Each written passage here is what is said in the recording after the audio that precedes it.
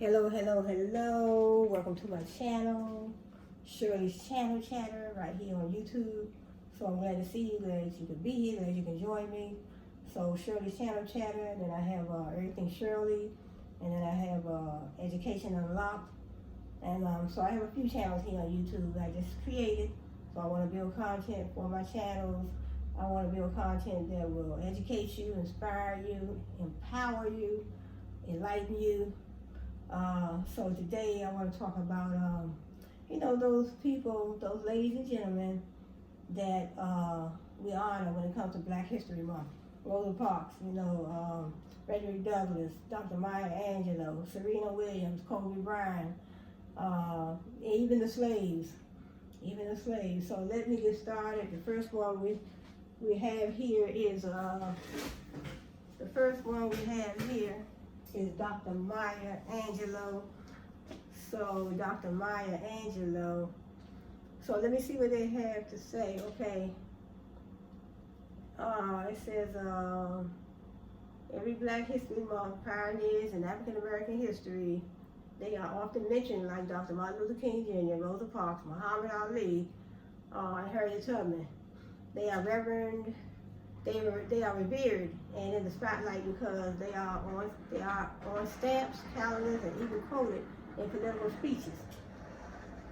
speeches. But what about the other unsung Black history heroes that have opened doors? So they opened doors for us. They opened doors and fought for freedom and even invented techniques used in healthcare today. And then a lot of their quotes are online. They are being used today. Inspirational quotes that we live by. So all of the pioneers should be celebrated and mentioned. So we're shining a light on 30 Black Americans that have flown under the radar and deserve to be celebrated for their bravery, accomplishments, contributions to the civil rights movement, the arts, politics, technology, and more. So heroes like Ella Baker, Claudette Colvin. So Claudette Colvin, she was a young lady when she was 15.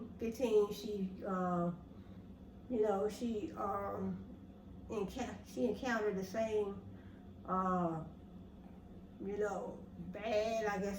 bad day like Rosa Parks. Montgomery, Alabama, got on a bus, 15 years old, and got arrested because she didn't want to give up her seat to a white passenger, just like Rosa Parks. Rosa Parks didn't want to give up her seat because she was just getting off work. She was tired, and she said it wasn't just only because I was tired, it was because I was tired of going through the bull, And so the bus driver saw that there were some white passengers that didn't have a seat, and so he made Rosa Parks, he didn't make her. He wanted her to give up, but he wanted her to give up her seat. But she didn't give up her seat, so she was arrested. She was arrested, and that's when the boycott started in Montgomery, Alabama. It went all the way to the Supreme Court, and so the Supreme Court put a ban on segregation when it came to that particular bus company. So I assumed that it was for all the other bus companies too, but I know that bus company, they seemed like they was, they seemed like they were prejudiced. So we have, it said heroes like Ella Baker. Let me see, did I write her name down? I don't know if I have her name down here or not, but I like to keep a track of. So Ella Baker, Claudette Colvin, as I said, she was also arrested in Montgomery, Alabama on the bus. Gordon Parks, Bayard Buston. They are celebrated in this list as they made way for many of today's innovators to shine in the present. So we have Claudette Colvin, and this is her today.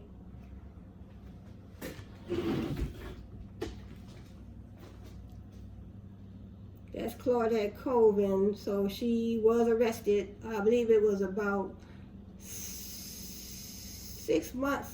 5 or 6 months before Rosa Parks was arrested. So, and she's still present today. So, 5 or 6 months before Rosa Parks was arrested. Claudette Colvin was arrested too. And so she was arrested. It says 9 months, okay. I said 5 or 6, but it's 9. 9 months before Rosa Parks refused to give up her seat on a bus in Montgomery, Alabama, 1955. 15-year-old Claudette Colvin refused to move to the back of a bus to give up her seat to a white person. When the bus driver ordered her to get up, she refused to say she had paid her fare and it was her constitutional right. So she felt that, look, according to the Constitution, which are the laws of this state, Montgomery, Alabama, so each state has their own constitution. According to the Constitution, that is my right. You know, I pay my fare, I have a right to sit down. She was arrested. Colvin said to NPR, all I remember is that I was not going to walk off the bus voluntarily. She said, Colvin says. Colvin later became the main witness in the federal lawsuit, Browder versus Gale, which ended segregation on public transportation in Alabama. So because of Colvin, Miss Colvin and Miss Parks, Miss Claudette Colvin and Miss Rosa Parks, now they paved the way for us, you know, to be able to sit wherever we want when we get on the bus and pay our fare. Why should you have to give up your seat, you know? But so it went all the way to the Supreme Court, and so that was a major contribution to humanity, you know, put a stop to this segregated, you know, that segregated bus company, I guess I would say. So then we have Robert Singh Stack Abbott. So I think this is him right here. Robert, this is what he looks like. Robert Singh Stack Abbott. That's him in the middle. So Robert Singh Stack Abbott, that's probably him in the middle. So let me see what they are saying about him. So so Robert Singh Stack Abbott, he laid the foundation for what would eventually birth many black publications, including Ebony, Jet, and Essence. So Ebony, Jet, Essence, Black Enterprise, and Right On. So I can remember those magazines. I don't even know if they still out today. I mean, I guess they are, because I usually when I go to the grocery store, I may pick up one. But he paved the way, in other words, for them to start their magazines. So he laid the foundation for what would eventually birth. So his foundation that he laid, in other words, it made these other magazine companies be able to come out with their product line.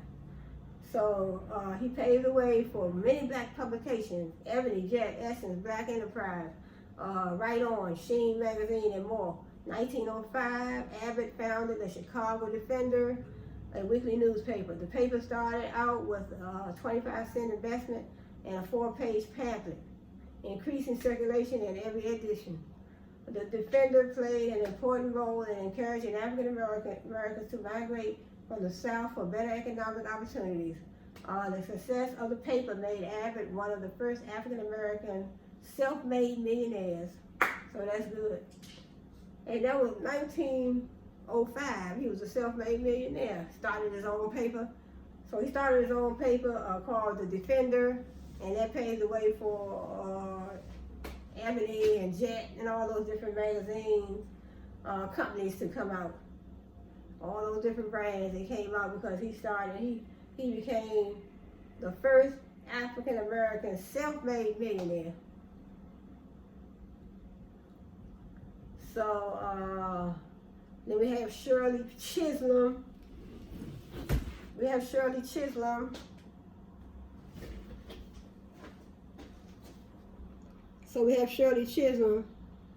That's Shirley Chisholm.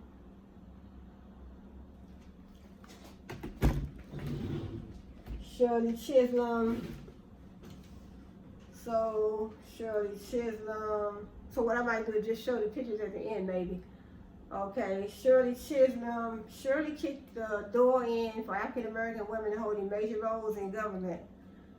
She first served as an educational consultant for New York City's Bureau, I guess I would say, of Child Welfare, and ran for New York State Assembly in 1964. Chisholm was elected in 1968 as the first African American congressman. So we had the first African American self-made millionaire, and we had the first African American congresswoman, Shirley Chisholm. She served from 1969 to 1983, representing New York's 12th district. She later became one of the founding members of the Congressional Black Caucus. I remember the Congressional Black Caucus. I think Jesse Jackson was a part of that as well. So Jesse Jackson is another person we should be honoring for Black History Month. Jesse Jackson, Barack Obama, you know, various rappers, Nipsey Hussle. I will honor Tupac and Biggie as well. All the African American rappers. I would, yes, Quavo, Takeoff, all of them. Yes. Chisholm made more history in 1972 by becoming the first African American woman of a major political party to run for the Democratic Party's presidential nomination. Her campaign slogan, "Unbought and Unbossed." Vice President Kamala Harris even paid tribute to Chisholm in her presidential campaign announcement by using a similar logo to Chisholm's. And also Kamala Harris, I will honor her too. All African Americans that did positive, you know, contributed something positive to us as a whole, as a community. Paved the way for a lot, you know, of things that we couldn't do back in the day. And then empowered too. They empowered us. A lot of them empowered us, inspired us, educated us. So then we have another, they don't have a picture for her, where it says Johnson & Johnson, so I assume that's the company. Johnson & Johnson hailed as one of the most influential Black media publishers. Johnson got his start working for Supreme Life, or just Johnson, H. Johnson. Johnson got his start working for Supreme Life Insurance Company, collecting weekly news clippings for his manager, which sparked his idea for his first publication, Negro Digest. In 1942, with a $500 loan and $6,000 raised through subscriptions, Johnson launched his Dream Project, which later became Black World. 3 years later, he launched Ebony. 3 years later, he launched Ebony. In 1951, he created Jet, the Jet magazine, a weekly news magazine featuring the Jet Beauty of the Week. I used to buy those magazines, the Jet magazines, Ebony and Jet. Johnson also expanded from magazines into book publishing and owned Fashion Fair Cosmetics, the premier cosmetics company that catered to darker skin tones. Before there was Fenty, right before Rihanna came along. We honor Rihanna as well, Black History Month. So the thing is, yes, he's publishing, he created a publishing company. It was Black owned. So Ebony and Jet, and this thing, he just started out, it said in 1942 with her. He started out with a $500 loan and he raised it, and raised $6,000 through subscriptions. So he started out with a $500 loan, then he raised $6,000 through subscriptions. That's when he launched his Dream Project, which later became Black World. And then 3 years later, he launched Ebony and Jet, featuring the Jet Beauty of the Week. So I remember those magazines. So then we have Miss Dorothy Height. So Miss Dorothy Height. So Dorothy Height. So that's Miss.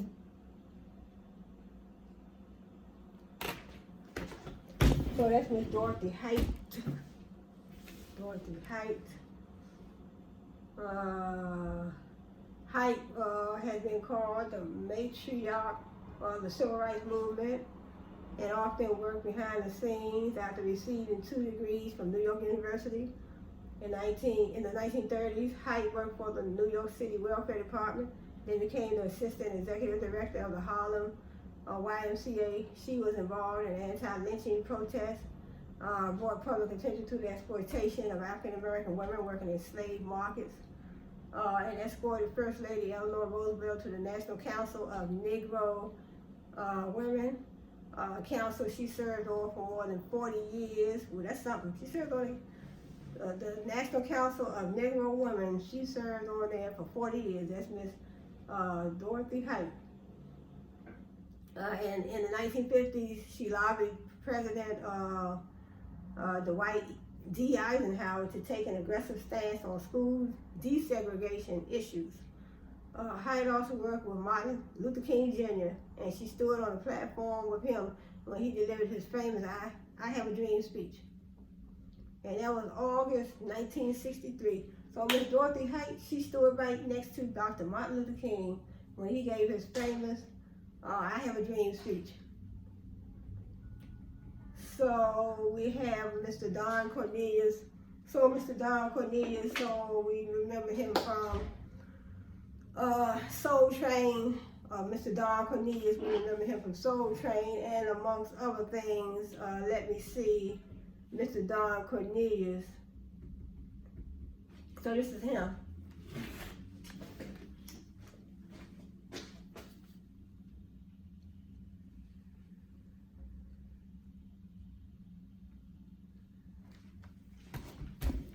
So that's Don Cornelius.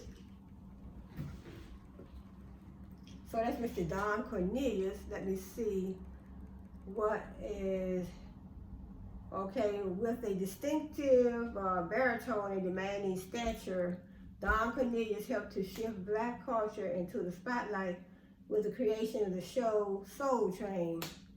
The hippest trip in America was picked up for national syndication. Excuse me, in 1971 with its first episode featuring performances, featuring performers, Gladys Knight and the Pips, Eddie Kendricks, Bobby Hutton, and Honeycomb. The dance show exposed Black acts to a larger national audience, featuring Soul Train dancers, the scramble board. I remember that. They would have to scramble the word and get, pick the word out. Soul Train line and Cornelius' famous catchphrase, love, peace, and soul. The combination of performances and interviews proved to be a formula that worked. The show is one of the longest running syndicated shows that ran until 2006. So then we have Alice Coachman. So this is Alice Coachman. She looks like a track runner.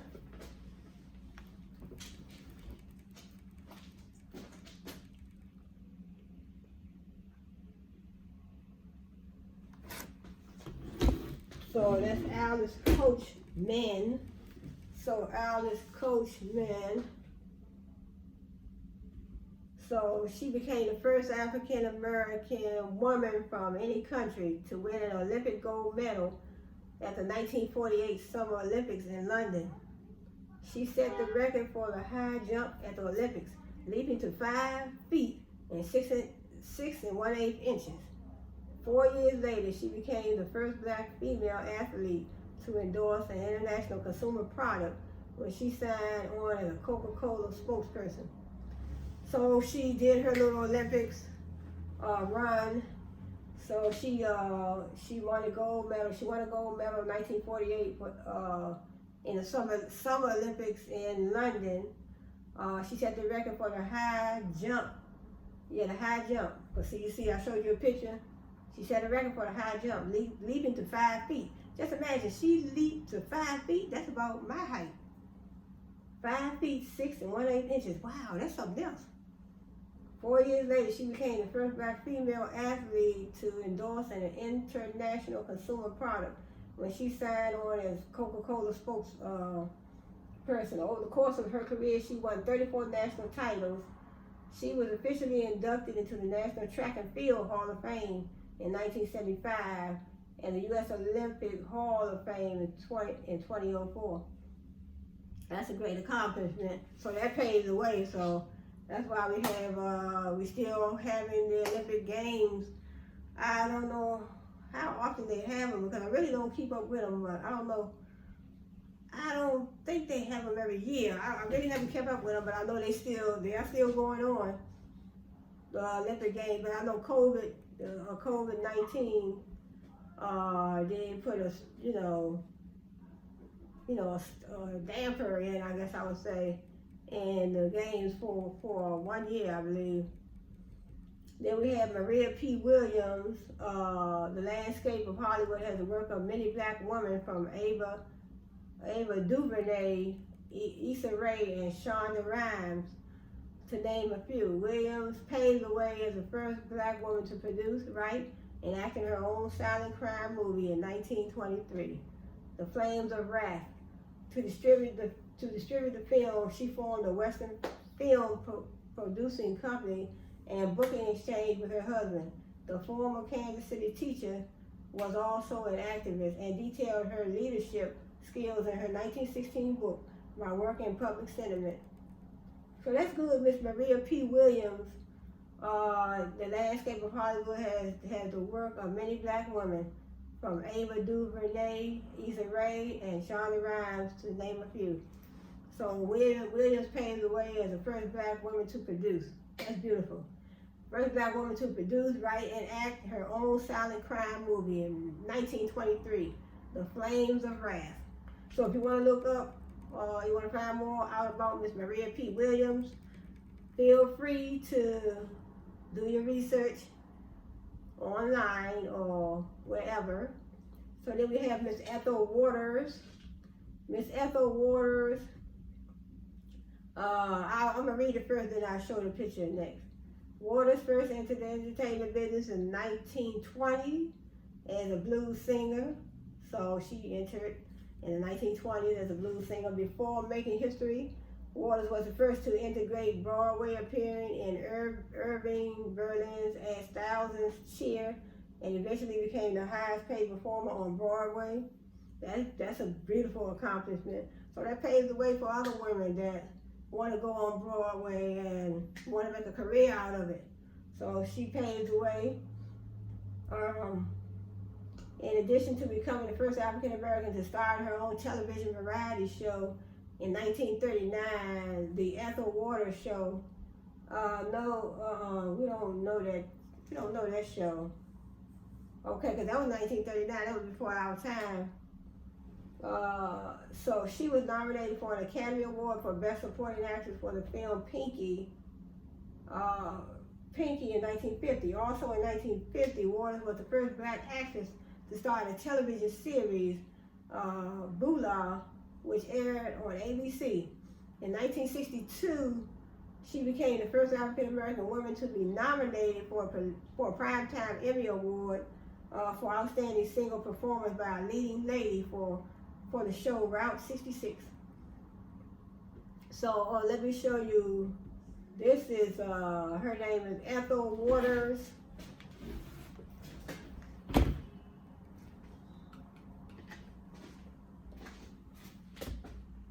So that's Ethel Waters.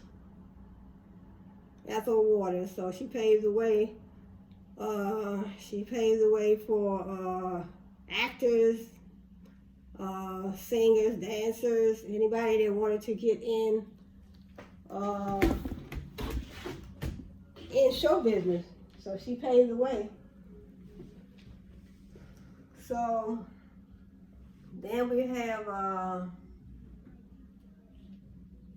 we have Miss Bayard Rustin,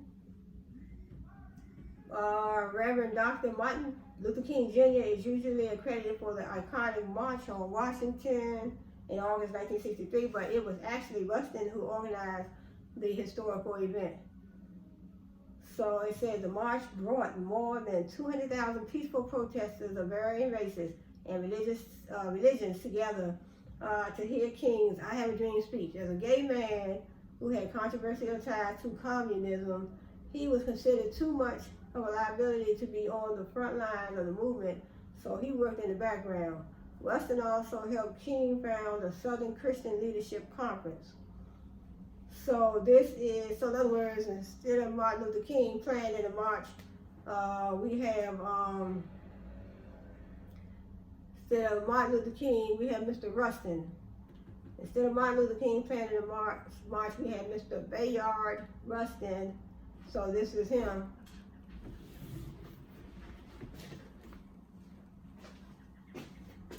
So Mr. Bayard Rustin, he planned the march. He planned the march for Dr. Martin Luther King. Dr. Martin Luther King's I Have a Dream speech. So a lot of times you don't know who all contributed to certain things if you don't do research. So I invite all you young people out there, you know, do some research, learn from your parents, learn from your teachers, if you're old enough to do some research, find out a little bit more about a lot of people that we honor for Black History Month. And then we have Ruby Bridges. So Ruby Bridges, she was young when she started out.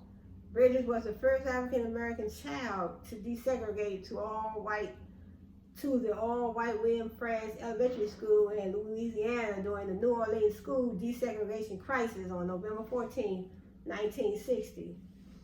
She was 6 years old at the time. Despite intimidation and discrimination, Bridges never missed a day of school.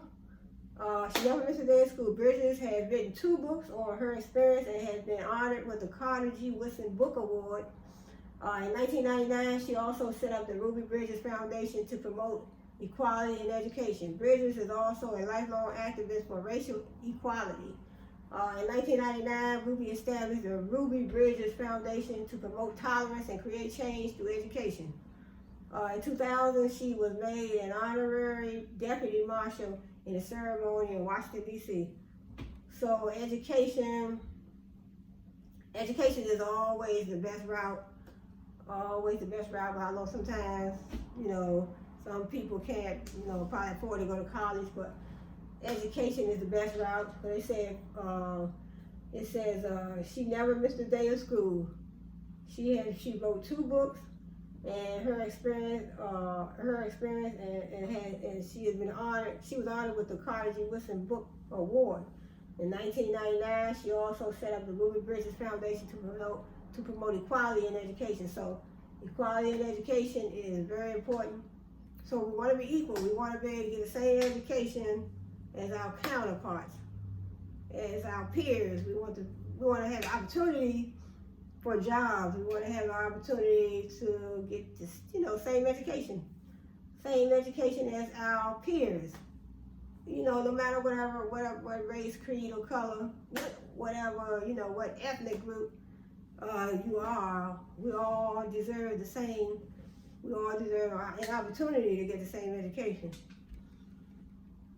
But I know sometimes we might not, you know, be able to afford those. In other words, say for instance you want to go to college, but you want to go to Harvard, but you can't afford to go to Harvard. But you know, you can't afford to go to Harvard. But sometimes you could settle as long as you go to college. Because see, I didn't go to Harvard. I didn't go to Harvard or Stanton or none of those Ivy League high colleges that were, you know, more expensive. I went where I could get in. So fit in where you can get in, and as long as you can get your college education. Yep. So, and then we have Gordon Parks.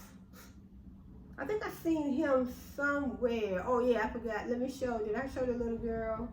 Well, she was little at the time. This is Miss Ruby Bridges. So this is her when they don't have an older picture. This is her when she was, oh, this is something else. Oh, you know, this is so inspirational. So this Miss Ruby Bridges when she was young. Yeah, she was 5. She was 5 at the time, and she so they tried to keep her back,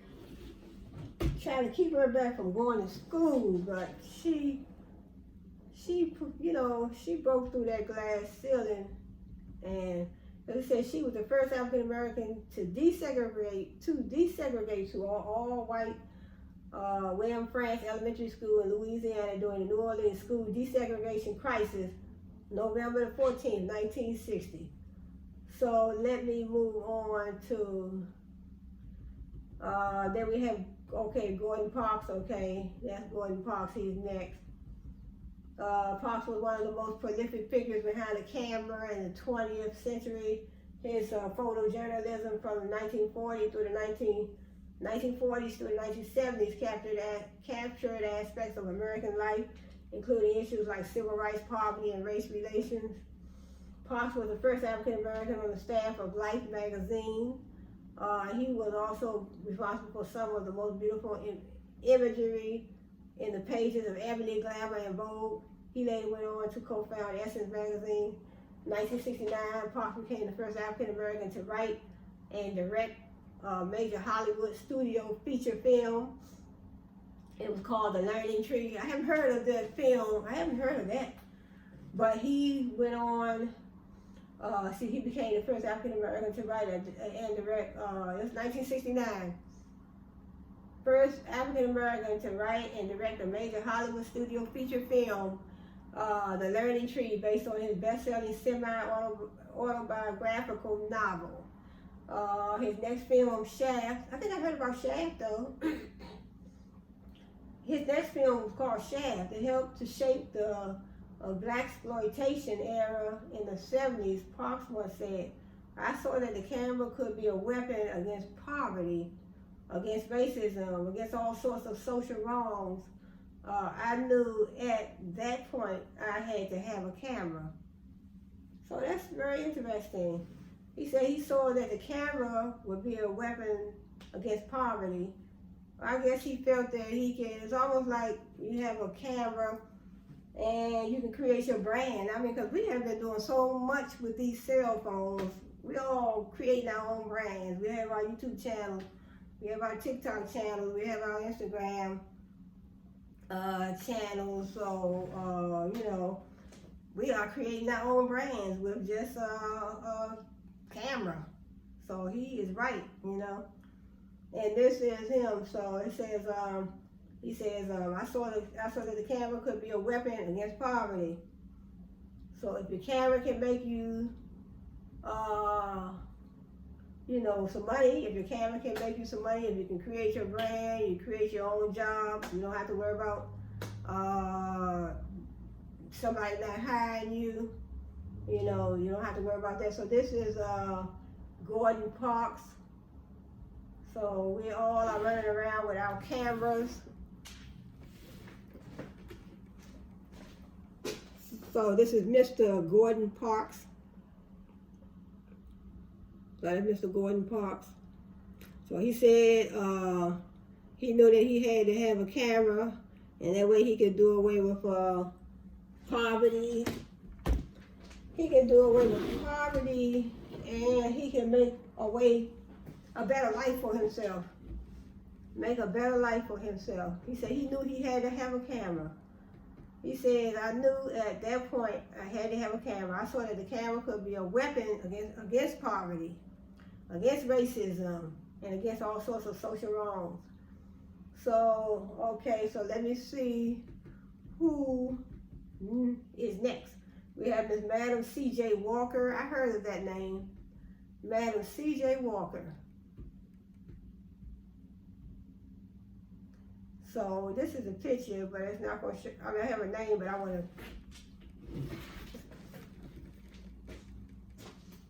Madam C.J. Walker.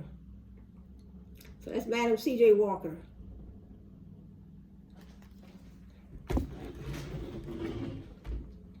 So there's so many different people that paved the way, even in our generation now. I would say I would call them all. I would call Beyonce, Lizzo, all of them, all the singers, all the dancers, so many of them, you know, because they paving the way. They paving the way, and they're inspiring the next lady, the next lady or the next man to want to do what they're doing.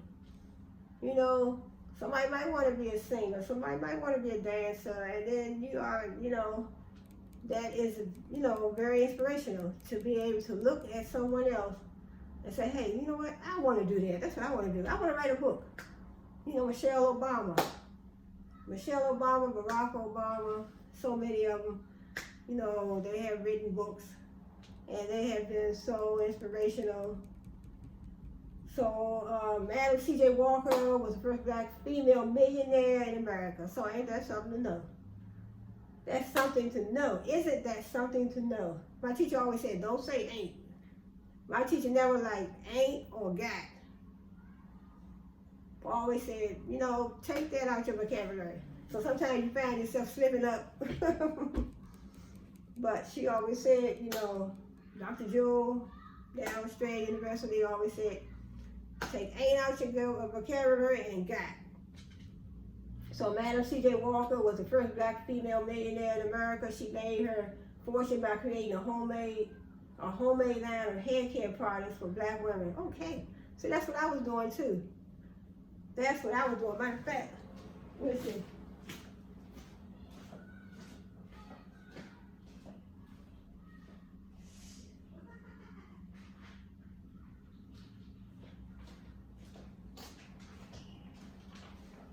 So that's exactly what I was trying to do. Actually, I did have my, this is my hair care line that I was pushing one time, but, and then, so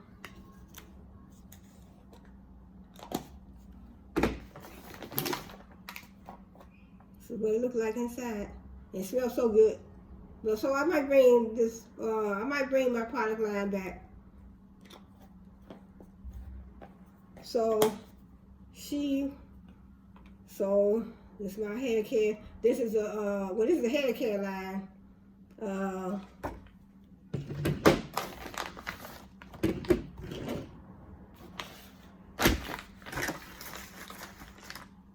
So it says she was the first, so I just wanted to bring that out, but it says Madam C.J. Walker, she was the first black female millionaire. Now I wish I could make $1 million.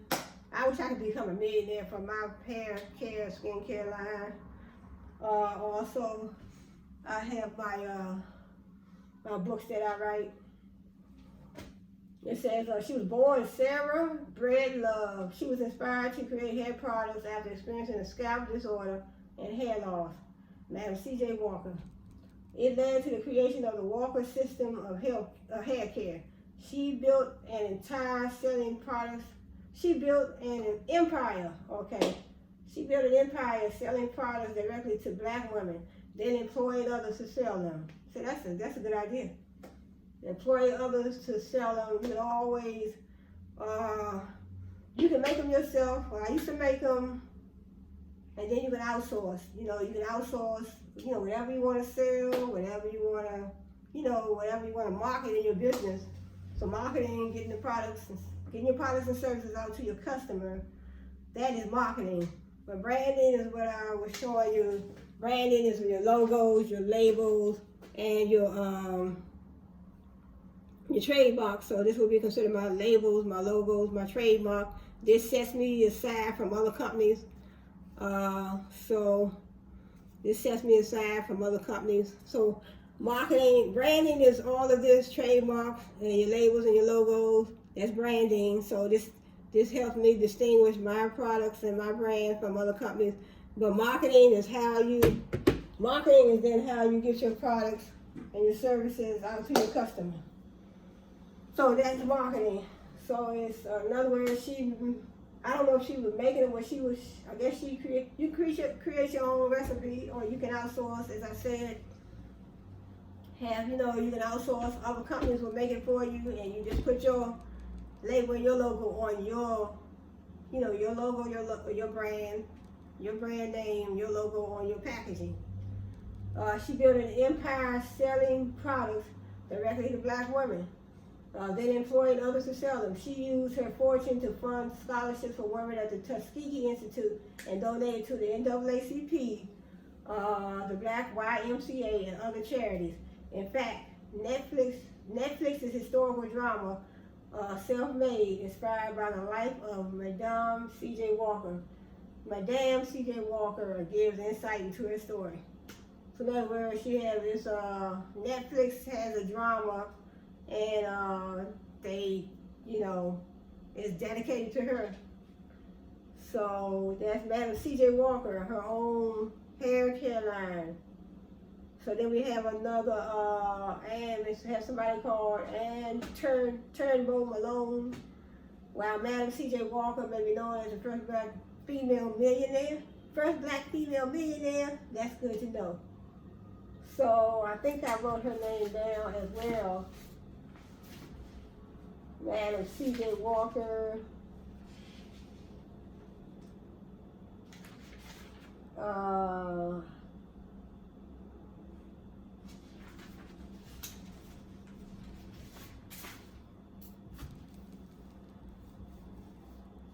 C.J. Walker. I thought I had her, Madame. So it says, while Madam C.J. Walker may be known as the first black female millionaire, she didn't get there without the likes of her employer, Annie Turnbull Malone, who was also a millionaire. Her contributions to the hair care industry have been overshadowed by Walker's success. So in other words, that was her employer, and they both were millionaires. Malone was a chemist and entrepreneur. She developed a hair product to straighten African American women's hair without damaging it, and eventually created a line of hair care and beauty products. She and her assistant sold the products door to door. Like Avon. Avon used to be like a door to door type marketing company. She and her assistant sold the products door to door, giving demonstrations before business took off. After the World Fair in 1904, Malone established Poro College, a cosmetology school and training center in St. Louis in 1918. She had 32 branches of the school throughout the country in the mid-50s. So then we have somebody called Alvin Ailey. Alvin Ailey was an acclaimed dancer and choreographer who earned global recognition for his impact on modern dance. After owning his technique at the Lester Horton Dance Theater and acting as its director until its 1954 disbandment, Ailey had the desire to choreograph his own ballets and works that differed from the traditional pieces of the time. This inspired him to start the Alvin Ailey American Dance Theater in 1958, a multiracial troupe that provided a platform for talented black dancers and traveled around the world. So he started a multiracial troupe, and so that's good. And the black dancers, they would go, traveling around the world. They would dance around the world, different places, I guess. His most popular piece, Revelations, is an ode to the Southern Black Church. Okay, 1989. Okay, that was he left in 1989, but in 2014 he posthumously received the Presidential Medal of Freedom, the country's highest civilian honor, in recognition of his contributions and commitment to civil rights and dance in America. So he contributed to the civil rights movement and through dance. So he created this multiracial dance theater company, and the dancers traveled around the world. So that is, his name is Alvin Ailey. So Alvin Ailey, this is what he looks like.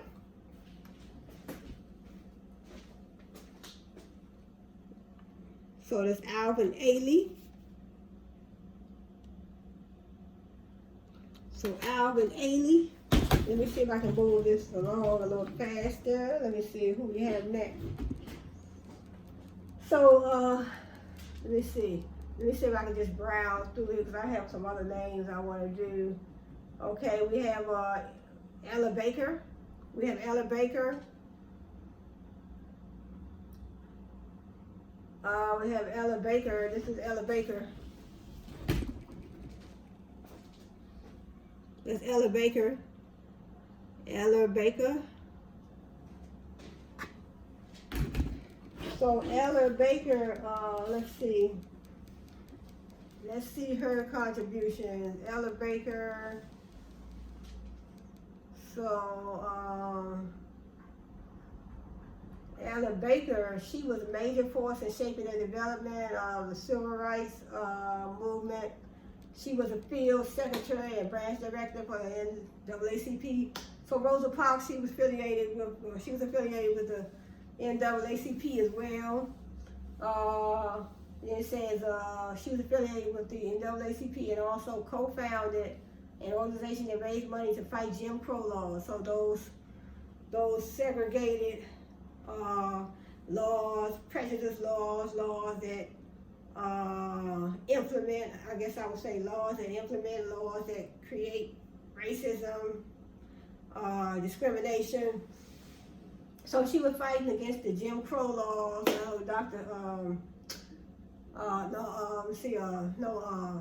Reverend Al Sharpton, he always talked about those Jim Crow laws. Additionally, Baker was a key organizer for Dr. Martin Luther King Jr.'s Southern Christian Leadership Conference, SCLC. One of her biggest contributions to the movement was the Student Nonviolent Coordinating Committee, which that's SNCC, which prioritized nonviolent protests, assisted in organizing the 1961 Freedom Rise, and aided in registering black voters. The Ella Baker Center for Human Rights continues to carry on her legacy. So you get a chance, check out the Ella Baker Center for Human Rights. Ella Baker Center for Human Rights. So it's still carrying out her legacy. We have Mae Jemison. So some of these I have never even heard of.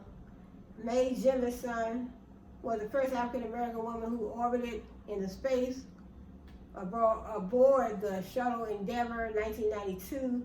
The team made 127 orbits around the Earth over the course of 8 days. Jemison is also a physician, teacher, a Peace Corps volunteer, and president of a tech company, the Jemison Group. She continues to work towards the advancement of young women of color getting more involved in technology, engineering, and math careers. And this is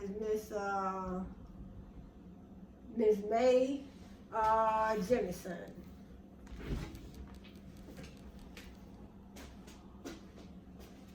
That's Miss Mae Jemison. Miss Mae Jemison. So Miss Mae Jemison, she was the first she was the first African-American woman who orbited into space aboard the shuttle Endeavour. So that was her. She said the team made 127 orbits around the Earth over the course of 8 days. That's something else. So she continues to work towards the advancement of young women of color. So you can check her out, do a little more research on her if you want to. So that's Miss Jemison. Then we have Sister Rosetta Tharpe. Before Little Richard and Chuck Berry and Keith Richards, Elvis, or Johnny Cash. Before Little Richard, Chuck Berry. Yeah, Chuck Berry should be honored too on Black History Month. And we have Keith Richards, Elvis, well, not Elvis, but yeah, Little Richard definitely, or Johnny Cash. Before Chuck Berry, Keith Richards, Elvis, or Johnny Cash strummed their guitars or banging out the melody on the piano. Sister Rosetta Tharpe created a musical style that would take the world by storm. Hailed as the godmother of rock and roll. So that's something, good to know. She was the godmother of rock and roll.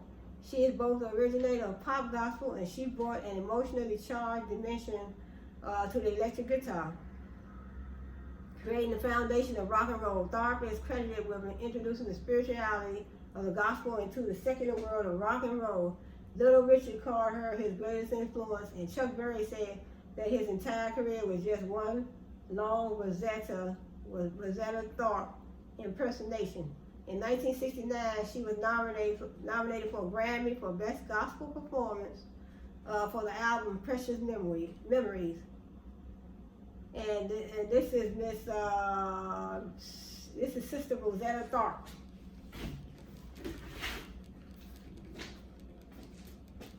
So Sister Rosetta Tharpe, so she knew Chuck Berry, and she knew Chuck Berry and different ones. So she knew those, and they were very proud of her. And this was the first time hearing about her though. So Miss Rosetta Tharpe, she knew Chuck. So yeah, so she as I said before, Little Richard, Chuck Berry, Keith Richards, Elvis, or Johnny Cash strummed their guitars or banged out a melody on the piano. Sister Rosetta Tharpe created a musical style that would take the world by storm. So then we had Miss Max Robinson, became the first black person to anchor the nightly network news in 1978. Robinson got his start in 1959 when he was hired to read the news at a station in Portsmouth, Virginia. I don't know why I thought it was Portsmouth. It said Portsmouth, Virginia. The station owner hired him as a news reader, but was told he couldn't show his face. When Robinson protested, he was fired. He moved to Washington to work as a reporter and later co-anchored the evening news, making him the first black anchor in a major U.S. city. ABC News took notice and named him one of the 3 co-anchors on World News Tonight. He was also one of the 44 founders of the National Association of Black Journalists, Max Robinson. So they don't have a picture for him. We have Dr. Patricia Bath. Dr. Patricia Bath, an ophthalmologist and laser scientist, was not only the first female African-American doctor to patent a medical device, but also the first person to invent a surgery that greatly advanced treatment for cataracts. So that's good to know. Dr. Bath invented the laser phaco probe in 1981, which used lasers to treat cataracts more precisely and less painfully. The invention was able to recover vision for people who had been blind or vision impaired for decades. That's beautiful. So that's Dr. Patricia Bath. You can look up her for more information. She was an ophthalmologist. So she helped, create a treatment for cataracts. It was a laser phaco probe in 1981, which she used lasers to treat cataracts. So she used lasers to treat. And we have Ethel L. Payne. Ethel L. Payne is known as the first lady of the black press. She combined activism with journalism during the 1950s and 60s. Some of the iconic figures of history Payne interviewed include Reverend Dr. Martin Luther King Jr., President John F. Kennedy, and Nelson Mandela. And Nelson Mandela should also, Nelson Mandela of South Africa the President of South Africa should definitely be honored for Black History Month. It says among several other noteworthy figures, in 1972, CBS hired Payne as a radio and television commentator. She became the first black woman to hold such a position. She is also the only African American out of 4 female journalists honored by the U.S. Postal Service on a woman in journalism, stamp. So according to this article, she is on the postage stamp. I don't know if she's still on there or not, but they still have it. They have so many different ones. So this is Ethel L. Payne. Ethel L. Payne. Ethel L. Payne.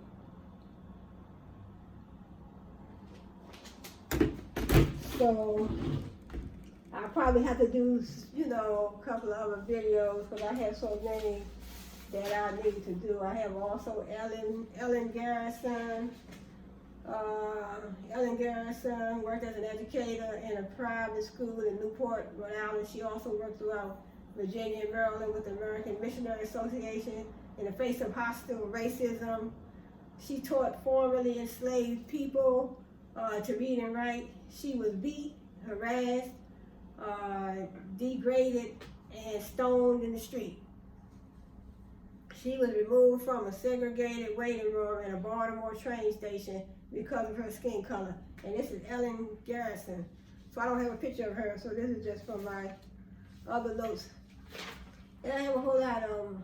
I have Harriet Tubman, Martin Luther King Jr., Rosa Parks, Medgar Evers, Jackie Robinson. I do have Muhammad Ali, Barack Obama. So I want to go to Medgar Evers. So I have two lists over here. So let me see who else we have on here. Then we have, let's see what else we have on here. We have Fritz Pollard. She was the first African American head coach in the National Football League. It was a gentleman. He was 5 feet 9 inches and 165 pounds, what most would consider small for the sport. So he was the first African American head coach in the National Football League. It don't say what year. The first African American head coach in the National Football League. He attended Brown University and was the school's first black player. After serving in World War I, he joined the Akron Pros of the American Professional Football Association, which later became the NFL. And that's something. He was one of the only 2 black players in the league. In 1921, while still playing, the team named him its coach. Over the course of his career, he coached 4 different teams and founded a Chicago football team of all African American players. He was inducted into the Pro Football Hall of Fame in 2005. Dr. Maya Angelou. Okay, I think I went over this one. I don't know why they have her again. Dr. Maya Angelou, a prolific writer and poet, activist, known for her lyrical prose and regal speaking voice. She was the first black woman to appear on a quarter, Dr. Maya Angelou, and she rose to international prominence after the publication of her groundbreaking autobiography, I Know Why the Caged Bird Sings, with its account of racism and segregated South, the recipient of more than 30 honorary degrees. So I wish I could get an honorary degree. Angelou read on the pulse of morning at the 1993 inauguration of former President Bill Clinton. Angelou's reading was the first time an African American woman wrote and presented a poem at a presidential inauguration. So she presented this poem at the inauguration for President Bill Clinton, former President Bill Clinton. So former President Bill Clinton. So this is Dr. Angelou. This is Dr. Maya Angelou. So she presented a poem, and she presented this poem at the inauguration for Bill Clinton, former President Bill Clinton. So let's see. I think this is the last one, I believe. I think that, we have Henrietta Lacks. Henrietta Lacks, after being diagnosed with an illness, the Johns Hopkins Hospital in 1951, a sample of Lacks' cells were taken without her consent by a researcher. Okay, later on, she was gone at a certain age. Her cells would go on to advanced medical research for years to come. Her name was Henrietta Lacks. Okay, her cells would go on to advanced medical research for years to come, as they had the unique ability to double every 20 to 24 hours. They have been used to test the effects of radiation and poison, to study the human genome, to learn more about how viruses work, and played a crucial role in the development of the polio vaccine, Johns Hopkins said. So Henrietta Lacks. So I don't know why they just said that after being diagnosed with an illness at the Johns Hopkins Hospital in 1951. So in other words, they took a sample of her cells without her consent, Henrietta Lacks. But they didn't give too much on her. They said as they had the unique ability to double every 20 to 24 hours, they had been used to test the effects of radiation and poisons. Okay, let me go on to the next one. Then we have Wally Amos.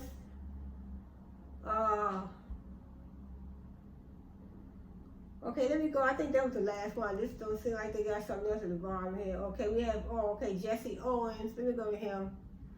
We have Jesse Owens. So if you want to look up more on Jesse Owens, he was a track and field athlete who set a world record in the long jump at the 1936 Olympic Games. Just think how long the Olympic Games been around. 1936. And here we are in 2023. So he set a world record for the long jump at the Olympic Games in Berlin, 1936. And went unrivaled for 25 years. He was the first American to win 4 gold medals at the Olympics. The first American to win 4 gold medals at the Olympics. That year he won medals in the 100 and the 200 meter dashes, along with a 100-meter relay and other events off the track. In 1976, Owens received the Presidential Medal of Freedom and was posthumously awarded the Congressional Gold Medal in 1990. So he was a track and field athlete. And his name was Jesse Owens. So we honored him for Black History Month. You want to know more about him, you can do some more. You can also look him up, some research, or just a picture of him. So this is Jesse Owens. Jesse Owens. Okay, let's see. That might be the last one from the computer. Well, they also had Bessie Coleman. Well, another one I didn't look up was Wilbur and Orville Wright. So, dealing with the airplane. So this one is Bessie Coleman. Bessie Coleman. Coleman is the first licensed black pilot. Though history has favored Amelia Earhart or the Wright brothers. I'm just talking about the Wright brothers. Amelia Earhart. And then you have the Wright brothers. I like to write them down, the ones that I missed, so I can go back and do some more research. Though history has favored Amelia Earhart, I heard about her, and the Wright brothers. Colvin went to flight school in France in 1919 and received her pilot license in 1921, inspiring diversity in the aviation field. In 1922, she performed the first public flight by a black woman. She was famous for doing the loops and making figure eights in the airplane. That's something, you go up there in the airplane and you doing loop-de-loops. And you know, I just want to be able to get up there and land safely. I don't have time to be doing no loops, But you know, I mean, I guess if you're used to it, you know, it's a different thing. But if you something putting, it's just like saying something put in front of you that you know familiar with. It's not your. I guess it's not your dream. It's not your. It's not your dream. It's not what you want to do. You know. So this what she did. It said she would get up there. She was famous for doing the loops and making figure eights in an airplane. Ain't that something? Isn't that something? My teacher always said, don't say ain't. Don't say ain't, don't say got. So it slips out sometimes. In 1995, the Bessie Coleman stamp was created in her honor. So this is her when she, you know, she flying around doing loop-de-loops, you know, loop-de-loops and herself up in the airplane, up in the sky. So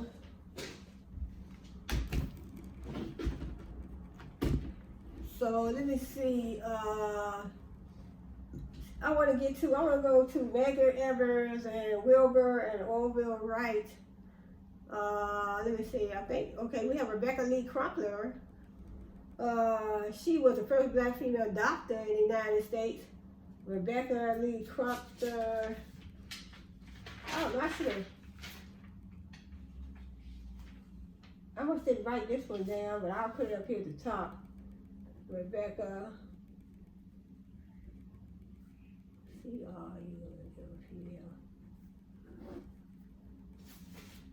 So Rebecca Lee Crumpler was the first black female doctor in the United States. After attending the prestigious Massachusetts private school, they don't have a picture for her, West Newton English and Classical School. She worked as a nurse for 8 years. Imagine, worked as a nurse for 8 years before applying to medical school in 1860 at the New England Female Medical College. PBS reported that she worked as a physician for the Freedmen's Bureau for the state of Virginia. She later practiced in Boston's predominantly black neighborhood at the time. Beacon Hill and published a book of medical discourses in 2 parts. We have a Marsha P. Johnson, celebrated veteran, 1969 Stonewall in protest in New York, an influential transgender activist and a force to be reckoned with in the gay liberation movement. Johnson, a black trans woman and activist, was at the forefront of the LGBTQ movement. So we're honoring everyone. In addition to being the co-founder of STAR, an organization that houses homeless queer youth, Johnson also fought for equality through the gay liberation front. There's a Netflix documentary that brought Johnson's story to life. It was a documentary, The Life of Marsha P. Johnson, by David France, that highlights the impact she had. So in other words, Marsha P. Johnson, you can read more on a lot of these people. So Jesse Owens, Shirley Chisholm, Dr. Maya Angelou, a lot of these different ones, Alice Coachman. So let me look up, we also have Arthur Ashe. I'm gonna have to probably, I would have to, I have Cicely Tyson, Robert Guillaume. You know Robert Guillaume, the star of Benson. So I have him down.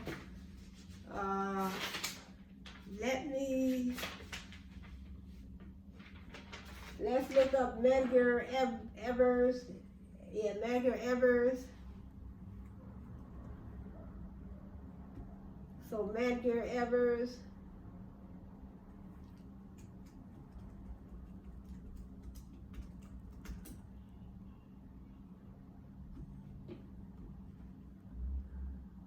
So this is Medgar Evers. Medgar Evers.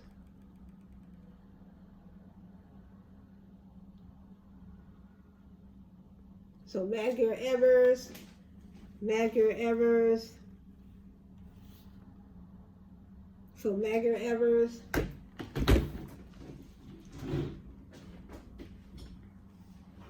So Medgar Evers was he was a civil rights activist. He was a civil rights activist. The first state field secretary of the NAACP in Mississippi. Medgar Evers was an American civil rights activist and the NAACP's first field secretary in Mississippi, who was deleted. He was deleted by this person.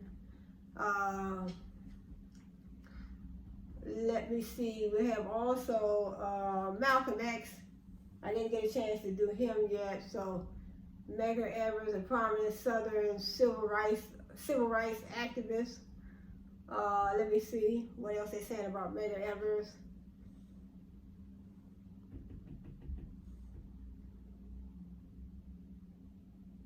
Okay, throughout his short life, Medgar Evers heroically spoke out against racism in a deeply divided South. Medgar Evers, he fought against cruel Jim Crow laws, protested segregation in education, and launched an investigation into the Emmett Till lynching. In addition to playing a role in the civil rights movement, he served as the NAACP's first field officer in Mississippi. So we honor these ladies and gentlemen for Black History Month because they all paved the way. They all were inspirational. They all brought education. They all brought enlightening ideas to us, inventions. They all, they paved the way for us maybe to sit on the bus, wherever we wanted to see. Wherever we wanted to sit, they paved the way for us to be able to go in a restaurant and sit down and eat. They paved the way for just so much. Because, back in the day, back in slavery times, they didn't even want us, we couldn't even read and write. They didn't want us to read and write. They want us to read and write, so a lot of these ladies and gentlemen, they paved the way for us to do a whole lot. Just about everything we do today is because of somebody in our past.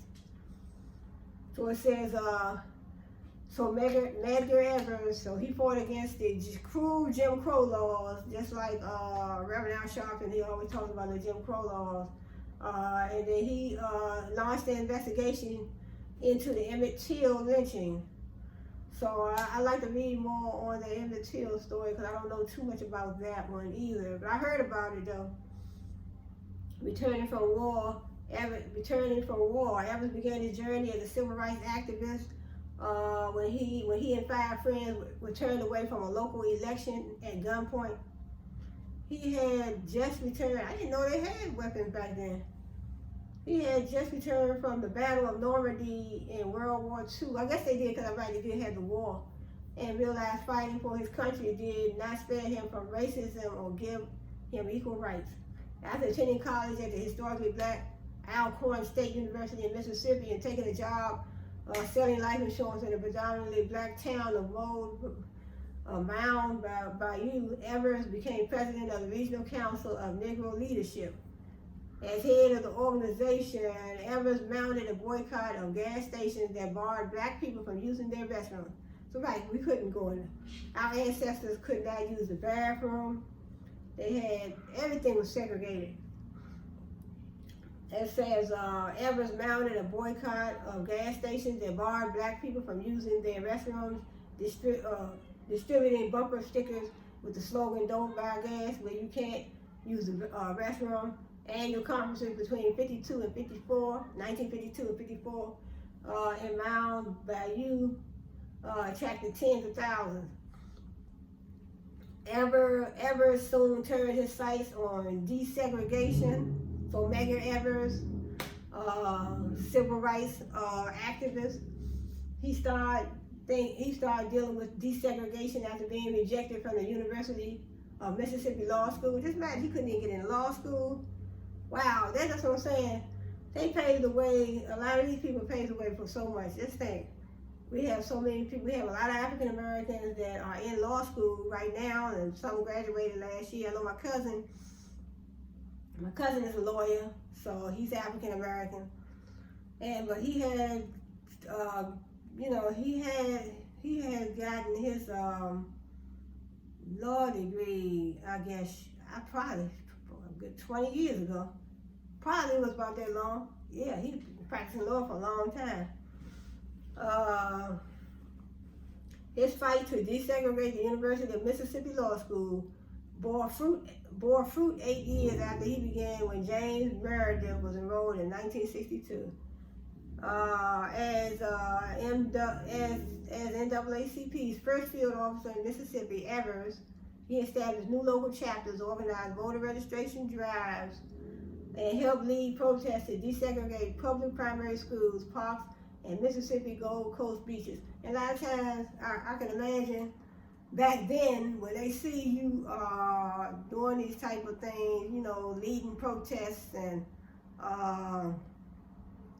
you know, you're trying to do things to do away with this segregation, and you're doing things for your people, for the African American population, then they don't like things like that. So I assume that they all had it hard. You know, they had it hard to trying to survive, you know, them and their families. Well, they see you trying to push back, give that pushback. No, you know, is this in the Constitution? You know, we're not going to take this. When we spend our money, we go in a restaurant, we want to be able to sit down and eat. We spend our money, we get on the bus, we want to be able to sit where we want to sit. We don't want to have to worry about giving it up to somebody that you say is inferior to us. Because in my opinion, nobody's inferior to the next person. No, we all are, like Thomas Jefferson said, we all created equal. So, white supremacists made several attempts on Evers before succeeding. After pulling into his driveway and getting out of his car, carrying NAACP t-shirts reading "Jim Crow must go." So like I said, they don't like when you get that pushback, that kickback. You know, your family in danger. So I can imagine what they had to do, what they had to go through back in them days. And so it's just something that. We hate to say it, but racism still exists today. A lot of us have seen it, you know. Some of us have experienced it, and some of us may not have, but it still exists. It says, after they deleted him, hours after President John F. Kennedy's speech on national television in support of civil rights. So after becoming NAACP's first field officer in Mississippi and moving to the state capital of Jackson, he established new local NAACP chapters, organized voter registration drives, and helped lead protests to desegregate public primary schools, parks, and Mississippi Gold Coast beaches. In other words, they had the beaches segregated, they had the parks, they had the schools.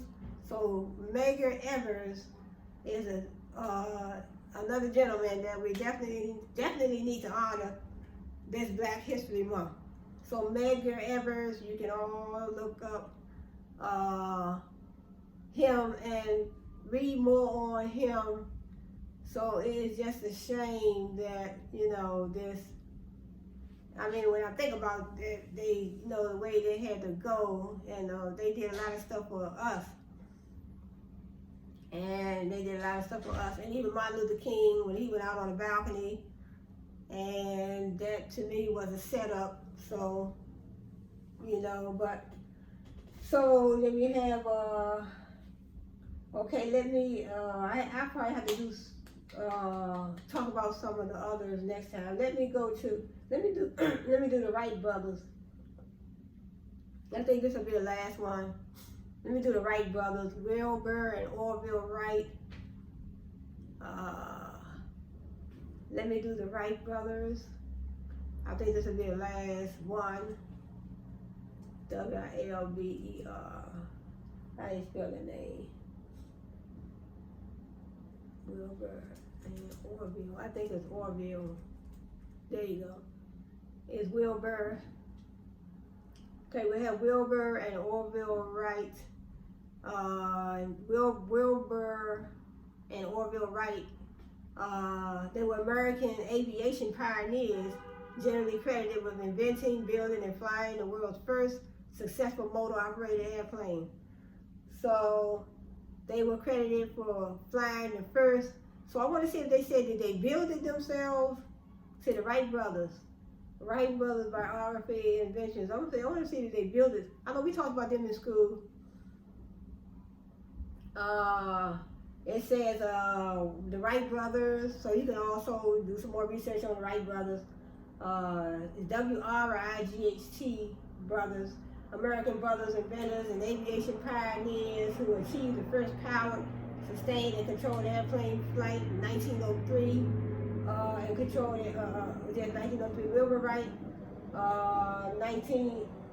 Wilbur Wright, April 16, 1867, near Millville, Indiana, United States.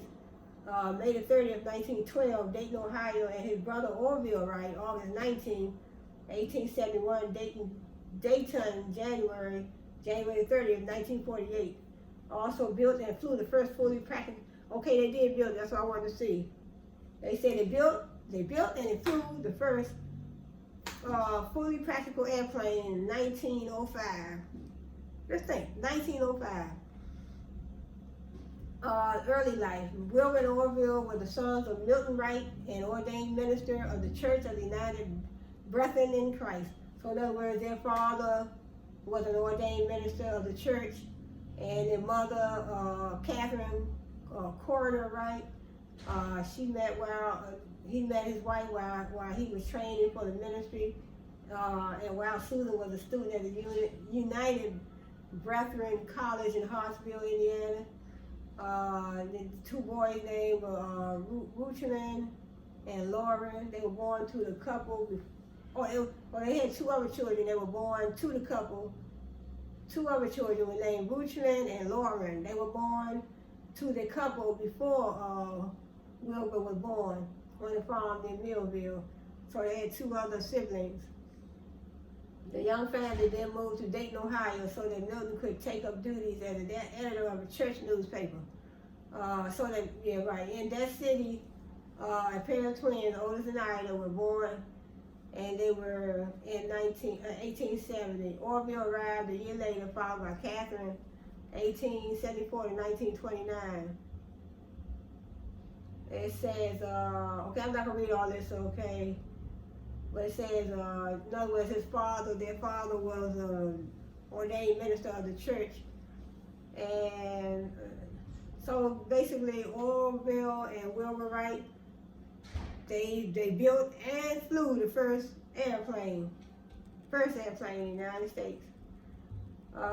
So let me see. Let me do Amelia Earhart. I think this may be my last one. Let me see.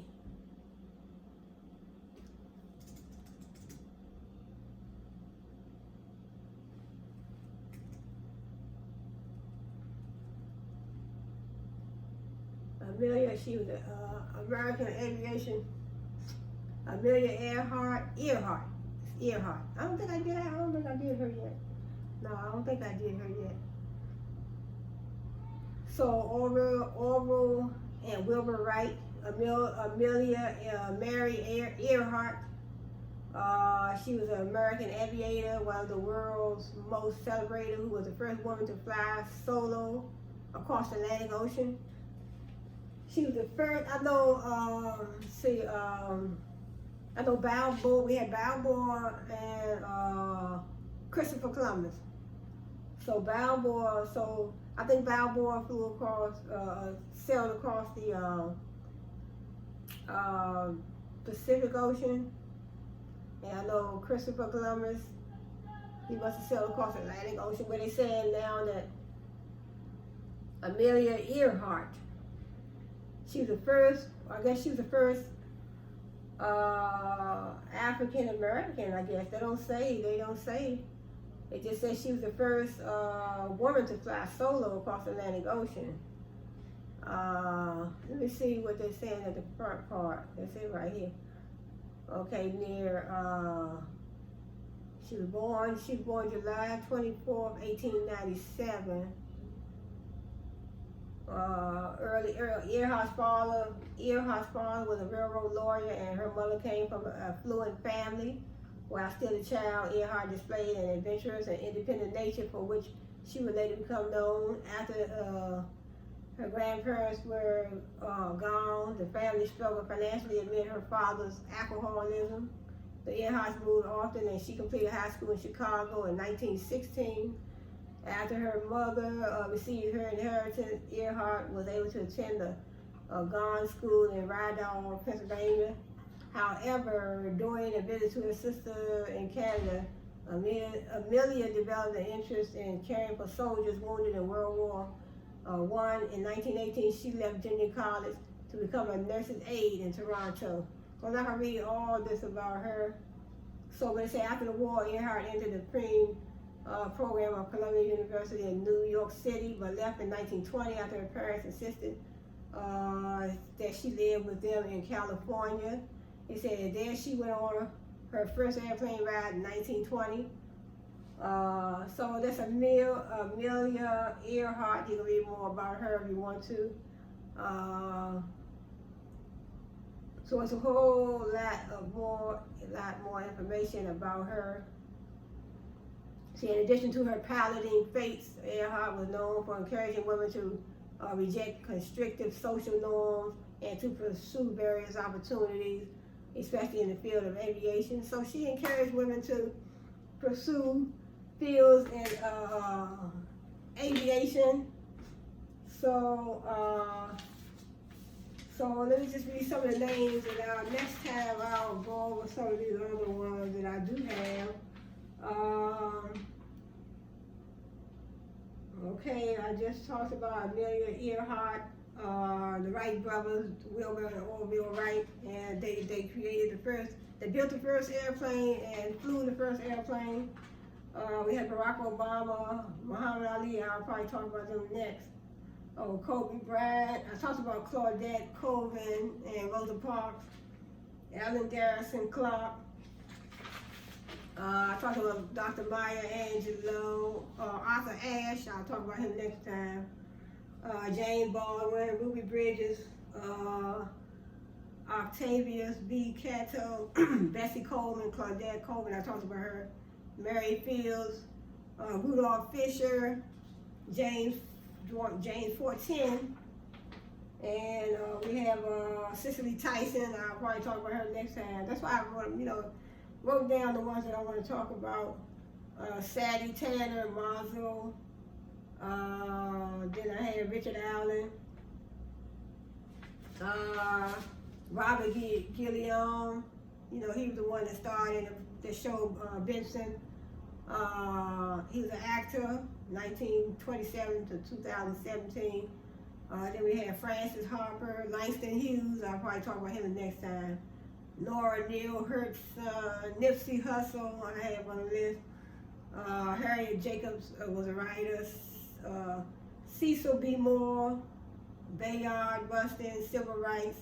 Nina Simone, Big Mama Thornton, Sojourner Truth was an abolitionist. And then all the slaves. Muddy Waters, Phyllis Wheatley was a poet. So I'll talk about some of these. Phyllis Wheatley got born. Phyllis Wheatley was born in West Africa, sold into slavery, learned to read and write by the age of 9, became the first African American to publish a book of poetry. Then we have Serena Jamaica Williams, the famous tennis star, her and her sister. Christopher Columbus. Well, this is Christopher Columbus. This is not African American, but it's Christopher Columbus. When we had Christopher Columbus Day, so in other words, they shed light on him. It's just saying that they shed light on him when it's Columbus Day, 1492. So there's some more on here that I have. We have Sarah Boone, Mary Van Britton Brown, Garrett Morgan. These are different inventors, African American inventors. I'll talk about them next time too. Frederick McKinley Jones, Alexander Miles created automatic elevator doors. We have Mary Van Britton Brown, home security systems. So I'll talk about some of them later. Mary Ellen Pleasant was an abolitionist. Matthew Henson, Jesse Leroy Brown, Edward Bouquet, William Hasty, Louis Latimer, Noble Drew Alley, Benjamin Singleton, Martin Delaney Black was a nationalist. Then we have Henry McNeil Turner. Different ones. I'll talk about some more of these next time. But I think I'm gonna close this video right now. I have too many of them. Don't want to make it too long. I have Maxine Waters, Charles Hamilton, Houston was a lawyer. These are African Americans. They're all African Americans. So it's a whole lot of them. So I'll talk about some more next time on my next video. So some of these I did already talk about. Shirley Chisholm, Carter G. Woodson, Dorothy Heiss, Don Cornelius, Ethel Waters. A lot of these I already talked about. William Lloyd Garrison. So I think I'm in the video. Dr. Maya Angelou, I talked about her. And so I want to talk about Dr. Ben Carson, open heart. I think it was the first open heart surgeon. And then we have this one right here. I want to talk about the first ophthalmologist. So I'll talk about that the next time.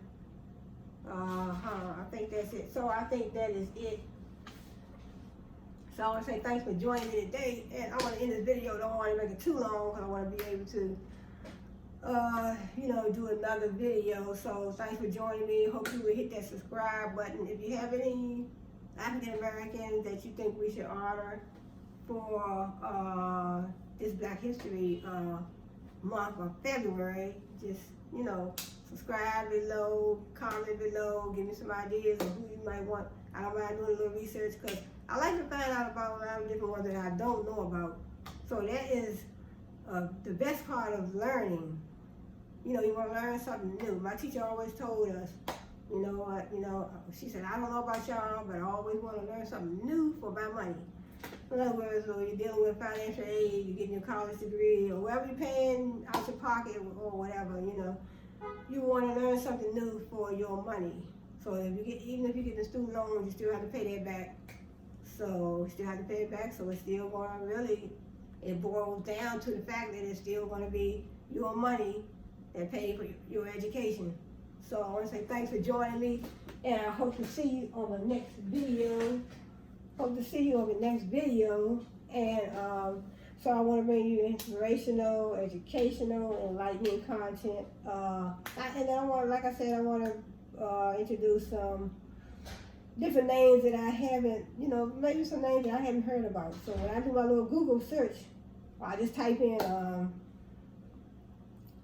who should we honor for Black History Month. That's what I type in. Then I also have in mind certain people that I know that I want to, that I think should be honored. So, I honor them all. Whitney Houston, all the singers, Beyonce, Lizzo, all of them, everybody, the basketball stars, and even Debbie Allen and Alicia Rashad. To me, they all contributors. They all contribute something. They all contributed something to the people, to the African American people, the African American public. So they all contributed something. If it's not through, it could be through dance, it could be through a quote, it could be, all those are considered to me to be contributions. If somebody have a quote and you understand a quote and you like that quote and you thinking that it is inspiring to you, then to me that person should be celebrated as well. So I'll come back with another video probably tomorrow, and I want to introduce some of the ladies and gentlemen that I did not introduce on this video. So like I said, I have on there Serena Williams, Nipsey Hussle,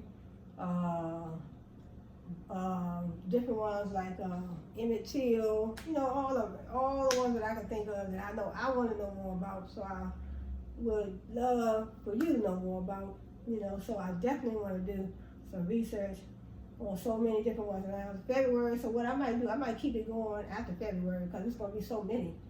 So it's going to be so many, and it is so many that February is not even going to be enough time to just say, well, oh, I'm just going to do it for the month of February. But it's just so many. There's so many that need to be honored, that need to be, we need to shine light on those people. But sometimes you shine light on yourself. I need to shine light on myself as well. Because to me, I do my videos, I'm bringing educational content, enlightening content, inspirational content. I'm bringing a learning experience for the public, for my viewers. So I will put my name down as well, really. Yep, so thanks for joining me today. I hope to see you in my next video. And I hope that you will subscribe to my channel and just give me a chance. Because all I want to do is create the best learning environment that I can. So I hope you are having a nice day so far. So I'll see you on my next video. You all have a blessed one. Bye.